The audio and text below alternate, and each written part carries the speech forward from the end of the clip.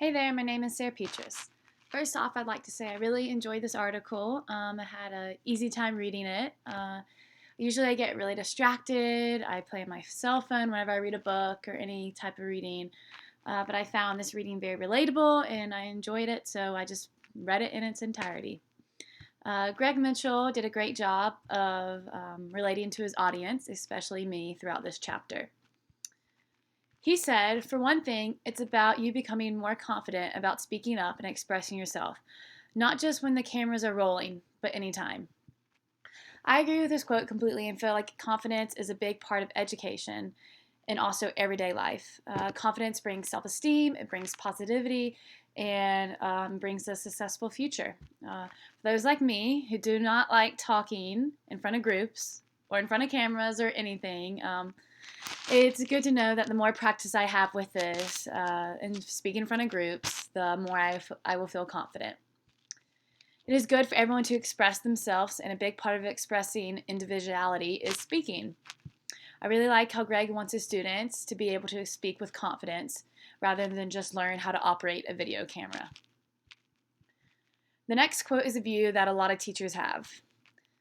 I knew that a media studies course would likely be met with skepticism by certain teachers at Quincy who believed that any time in school away from reading, writing, and arithmetic was time wasted. This is a view that a lot of teachers have. I believe teachers have this view because they want to stick to the curriculum. They want to go buy the books and they don't want to do the extra work. It's obvious that Greg did do that extra work in his classroom. He brought creativity and learning to his media studies class. This is what makes learning fun. This is how kids engage. This is how I engaged growing up, and this is how you're able to truly understand the material. Growing up, I felt like I was greatly affected by educational movies and videos. Watching videos was a way for me to visually understand and analyze what was going on in the class at the time. It was very hard for me to read an article and comprehend something, but if I watched a video, I was able to understand it and really understand the meaning behind what we were learning. It comes from more hand-on activities and visual examples, this type of learning. I believe this type of learning doesn't have to come from just reading and writing, and Greg made that clear in his classroom. The next quote from the text that I found interesting is one I'm learning about in a few classes right now. Greg said, gradually it became clear to the kids that the lifestyle and cultural norms depicted in many sitcoms reflect only a narrow slice of America. This is 100% true on all levels of television. The norm in today's society is white, middle class people. If there's something on TV that doesn't resemble this, then we look at this situation as different, just because it doesn't fit the societal norm.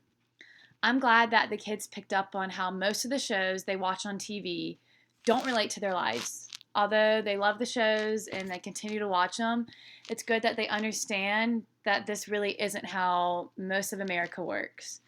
It's good to realize that television shows and media, they set up expectations for how the norm should be, when in reality, there shouldn't even be a norm because we are all different and we all have different situations.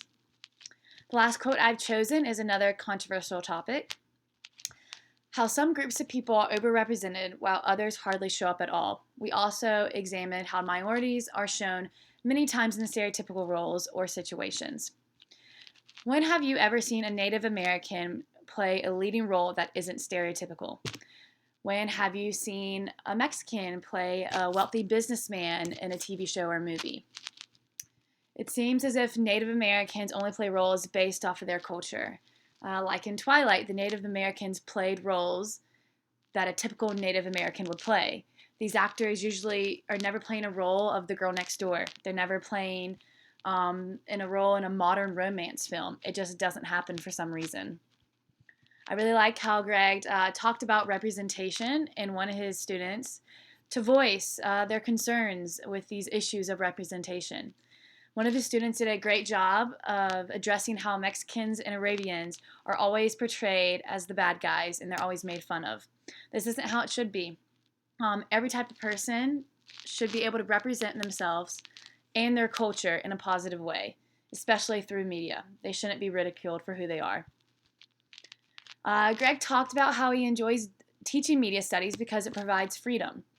My question would be, do we really have total freedom when teaching? Another question I have is, will learning about media help oppression for these certain groups of people, or will it just make it worse? I just switched my major to elementary education this semester, and I'm constantly having thoughts like Greg has. He said, I wonder if what I'm teaching the kids in my class is making any difference, or if it's being carried over into real life media encounters. I know I'm going to be a great teacher because I have the passion, the drive, and the patience to believe in myself and believe in my students and be the best kindergarten teacher I can be. But I always wonder if I'm not good enough. What if these bright young students need someone else to enlighten their life?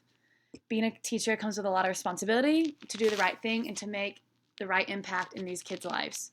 I just really hope I'm able to do those things. Greg also talks about how there is no space for real thought in today's classes because students are being drilled with exercises and worksheets and tests that keep them constantly busy. I believe a teacher is someone who ignites imagination and encourages new knowledge. We need to not only be taught, but directed by imagination and knowledge so we can think creatively. I believe I'm not an extremely creative person because of the way I was taught growing up. I never remember using imagination in the classroom. I remember learning the steps to find an answer, finding that answer, and then applying it when we had standardized tests. All this busy work I did growing up hindered my imagination and my creative process as a learner. That is all I have. Thank you for watching.